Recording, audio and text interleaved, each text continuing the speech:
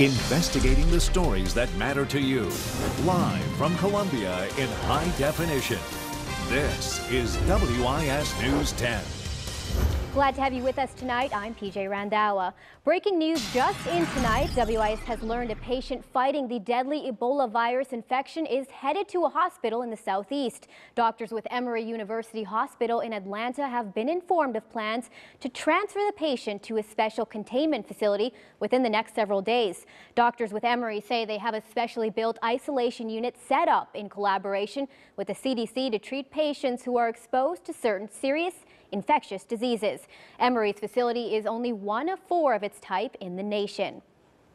And the White House is looking to calm Americans' fears that the virus will spread in the U.S. and that the CDC has certain protocols in place for infection prevention.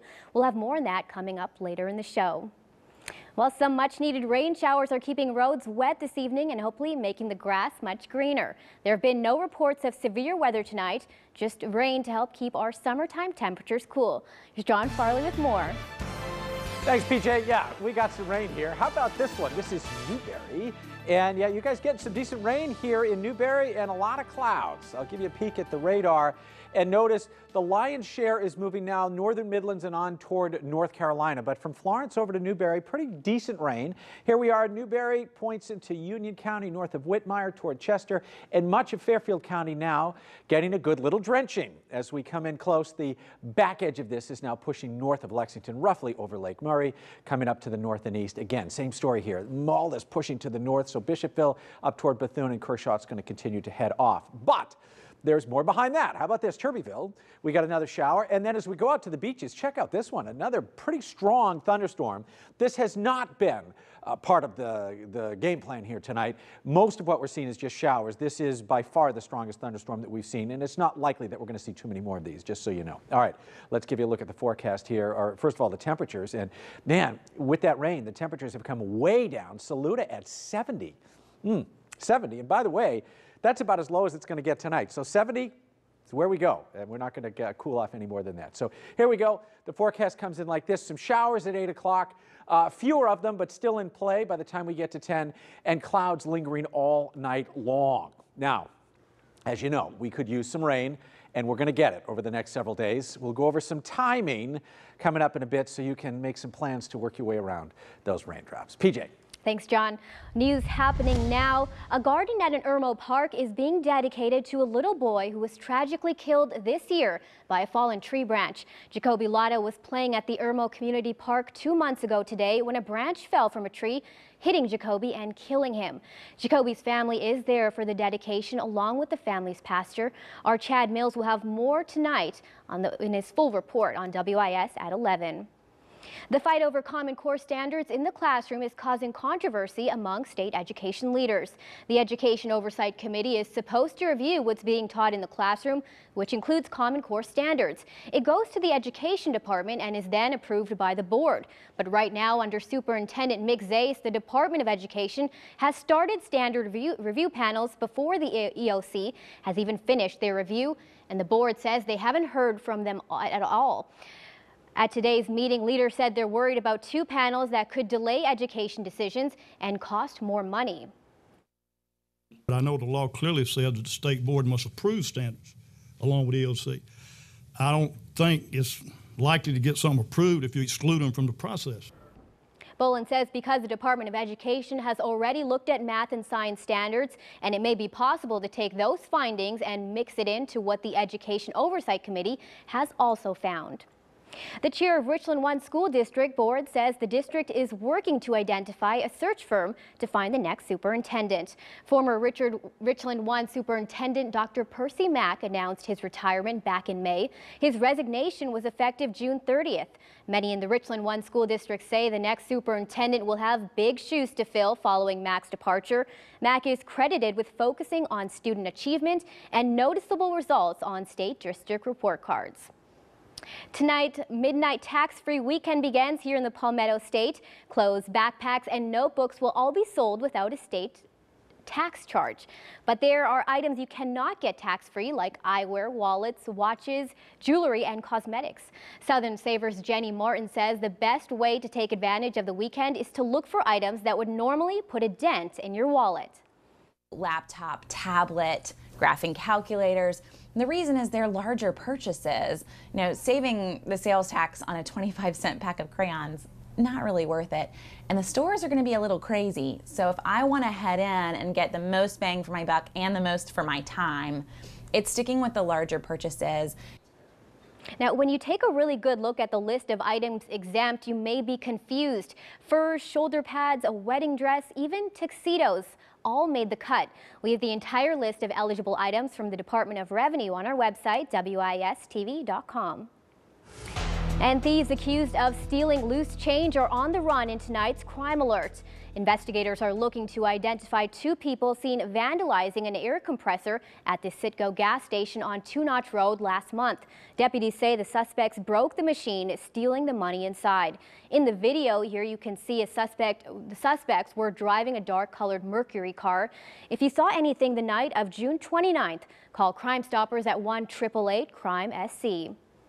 And state corrections officials are still looking for a person of interest who may know more about a drone that was used in an attempt to send contraband into a Midlands prison. Investigators tell us they found a downed drone outside of the Lee Correctional Institution in Bishopville back in April. Officers say the device was filled with cell phones, cigarettes, and marijuana. The Washington Times reports 28-year-old Brenton Lee Doyle has since been arrested and was in court yesterday for attempting to introduce contraband into a prison. Corrections officials did send us photos of a person of interest who may have more information on the case. If you recognize him, call Crime Stoppers at 1-888-CRIME-SC. And Richland County deputies have identified the man accused of taking officers on a chase earlier this week. 20-year-old Antonio Grissett is still recovering in the hospital after that chase ended with his car crashing into a tree. Deputies say Grissett was involved in a drug deal. During that chase, he hit another car and a deputy's vehicle before crashing on Claudia Drive and Ruth Street. The deputy and another person were treated for minor injuries. And it's a bittersweet night for longtime Midlands baseball fans. The Blowfish are getting ready to play their last ball game in Columbia. Sports Director Rick Henry joins us from Capital City Stadium with a preview of tonight's game. Rick.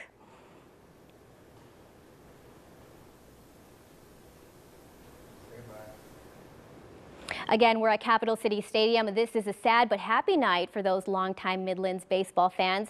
Now, Rick says tonight's final game could be the ever in that historic ballpark. Soon, the old place will be demolished to make way for new retail and residential development. Next year, the Blowfish will play in a new stadium in Lexington County. Also developing this hour, police have guns drawn on a truck driver in North Carolina just off Interstate 77. More on this standoff that's happening right now. And restaurant dishes loaded with calories. We take a look at the eateries that are serving up loads of taste with a heaping spoonful of fat.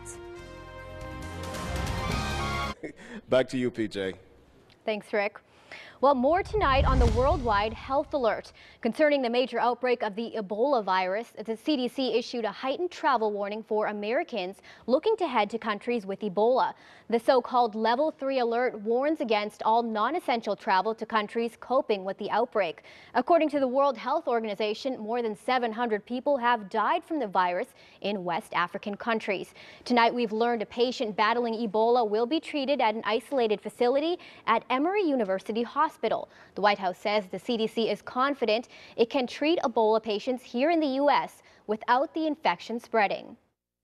While it is unlikely that the disease would spread if the virus were detected in the United States, the CDC is taking action to alert healthcare workers in the U.S. and remind them how to isolate and test suspected patients while following strict infection control procedures. The CDC is sending 50 more workers to the region to try and fight the worsening outbreak. What is the highest caloried meal you can order at any chain restaurant? Dozens of diners across the nation were surveyed, and here's a few artery-clogging winners. Walt Gray has more. Red Robin is famous for tasty burgers, now infamous for having the unhealthiest meal you can order, according to the Center for Science and the Public Interest. So this is Red Robin's Monster Double Burger with bottomless fries and the Monster Shake. It is about 3,500 calories, which is about double what you should have during the course of an entire day. 200 chain restaurant menus were surveyed, and results focused on dishes and combos high in fat, sugar, and calories. So for me to walk this off, I would have to walk 12 miles briskly straight. Is any meal worth that? Here are some other high-calorie superstars. Famous Dave's Spare Rib Plate, Chevy's Combo Plate, Joe's Crab Shack Seafood Platter, Maggiano's Steak Dish, and BJ's Chicken Bacon Ranch Pizza. The Cheesecake Factory has 3 items that made the extreme menu list: the farfalle chicken, the brulee French toast, and the Reese's Peanut Butter Chocolate Cake Cheesecake. A spokesperson at Red Robin said they have healthier items like a lettuce-wrapped turkey burger and, instead of fries, steamed broccoli. Not today. I got it without relish and onions. I'm trying to cut back a little bit, I didn't assume this was healthy, but you generally don't know how unhealthy. The federal government will soon require calorie counts on chain restaurant menus nationwide. You get a workout just lifting this thing. This thing is heavy. You might be able to burn calories just lifting your burger. Have you ever heard of that? That was Walt Gray reporting. We'll have more of your breaking news after the break. Developing right now, North Carolina authorities are still trying to talk a high-speed chase suspect into surrendering. You can see here officers have their guns drawn on the person driving this truck. Investigators say the man is suspected in a robbery and tried to make a getaway down Interstate 77 in Iredell County, North Carolina. We'll update you on this standoff tonight on the news at 11 and online, WISTV.com. A new phase of construction is happening in Columbia's Vista. USC officials have topped off its new Alumni Center. An 18-foot beam bearing the names of USC alumni was raised into place. The $26 million center is the first permanent home for the Alumni Association. It will include a ballroom, conference spaces, and an outdoor patio. The center is located at Senate and Lincoln Streets and is scheduled to open in the summer of 2015. Fun.